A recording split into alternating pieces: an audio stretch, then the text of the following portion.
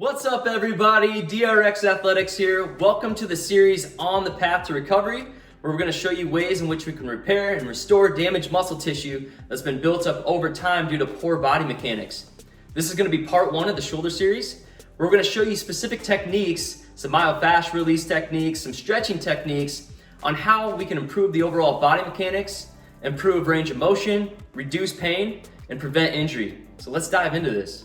All right guys, really quick before we dive into this, I want to give you a little anatomy on the shoulder joint and the bone structure that makes up the shoulder joint. So we have the humerus, the arm bone, we have the clavicle, the collarbone, and also the scapula on the back, or the shoulder blade that we all know it as. So as you can imagine, there's a lot of muscles that surround this bone structure that can push and pull those bones in specific directions, reducing the space within that shoulder capsule.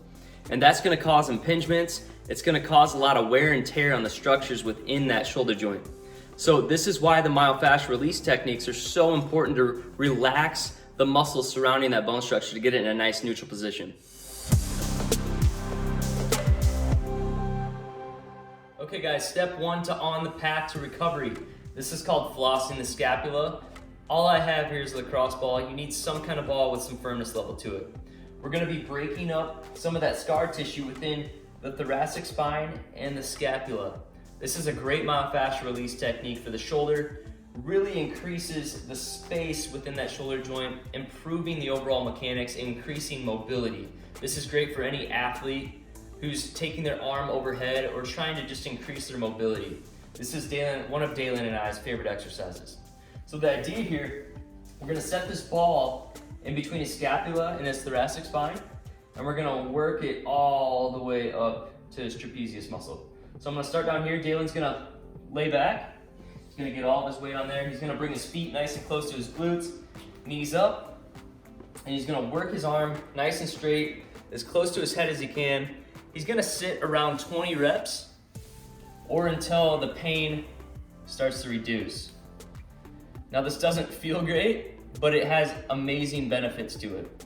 So as you sit on this ball, you should feel some of that tension within that back releasing. It's kind of like giving yourself a deep tissue massage. Feels really good, and once again, like I said, it helps increase the range of motion and set those shoulders in a nice neutral position. Just for the sake of time, I know Dalen hasn't done 20 reps, but now he's gonna come up. And now I'm gonna show you what to do once you get up to the trapezius, okay? So we're gonna get up here, he's gonna lay back again. And once you get up there, you need to add some additional pressure. So if you can arch into this, drive through your heels, arch into this, and do the same thing. Work that arm nice and close to the ear, as straight as you can. Just trying to break up that scar tissue to increase the range of motion and relax all those muscles that are tight. Okay guys, so give this one a shot. You're gonna love the benefits of it. For those of you athletes, add this into your warm-up routine. You're gonna see an increase in performance. So I see a lot of people with rounded shoulders. Whether it's due to being on your phone or at work all day or driving in a car, you're in that position. And in that position, it puts the shoulder in a very vulnerable position. So the muscles that are responsible for that are the pec minor, the latissimus dorsi, and also the serratus anterior, those finger-like muscles up front. So we're gonna use the foam roller as another myofascial release technique. I'm gonna show you how he's gonna hit all of those. So first we're gonna look at foam rolling the latissimus dorsi, okay? That big muscle on the side.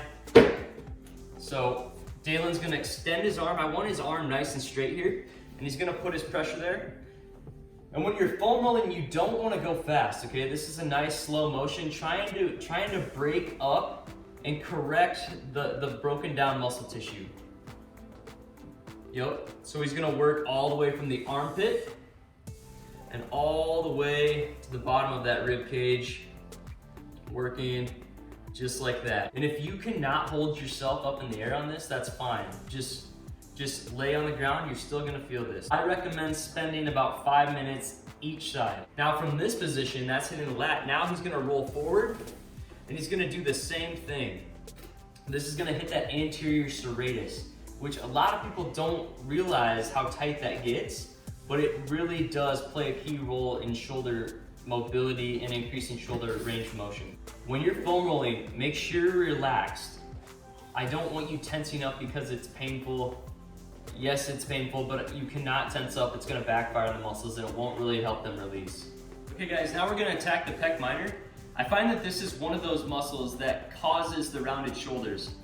We're all dominant up front, whether because we're on our cell phone or at work all day, in this rounded shoulder position. So it's nice to release the muscles up front. So this is a good one for the pec minor. What Dalen's gonna do, he's gonna extend this arm. He's gonna stay up on his knees. He's gonna have this hand holding him up a little bit so he can control the pressure on the foam roller. And he's gonna extend that arm. He's gonna work just that pec minor out there on the outside, almost up to his front delt. And he's gonna stay here once again. I like 5 minutes, 2 to 5 minutes, but you should start to feel that pain starting to reduce and the muscle kind of relieving its tension. Great exercise, and I recommend doing this at least 4 times a week, as it's so important that we do recovery on a daily basis. Even though you're not feeling pain, it doesn't mean that stuff isn't going on. You don't want to wait until you have pain to start doing your recovery.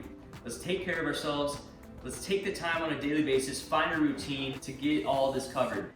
All right guys, so now we're gonna move on to some stretches. So Dalen's gonna turn around, he's gonna demonstrate here. So we're looking at the pec major, pec minor. So we're getting that arm up on the doorway. We're getting that nice and secure, nice and tight there. And what he's gonna do from here is crank the body away from the arm as he keeps that arm nice and tight against the wall. He's just gonna crank that away. Really feel the stretch hitting that pec minor right up in here, okay guys? This is the one muscle that causes that internal rotation of the shoulder, which causes a lot of injuries over time, reduces the space within that shoulder joint. So I want Dalen holding this like 30 seconds to 2 minutes until you feel that tension release. Perfect.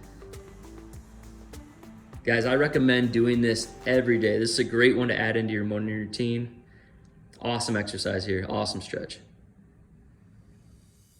Guys, I hope you enjoyed the video on the Path to Recovery series, part 1 of the shoulders. Remember, it's extremely important to let your body recover. So implement these techniques into your daily routine to help increase your range of motion, reduce pain, and prevent injury. If you have any questions, leave a comment below, like the video, subscribe to our channel, and ring that notification bell. Stay tuned.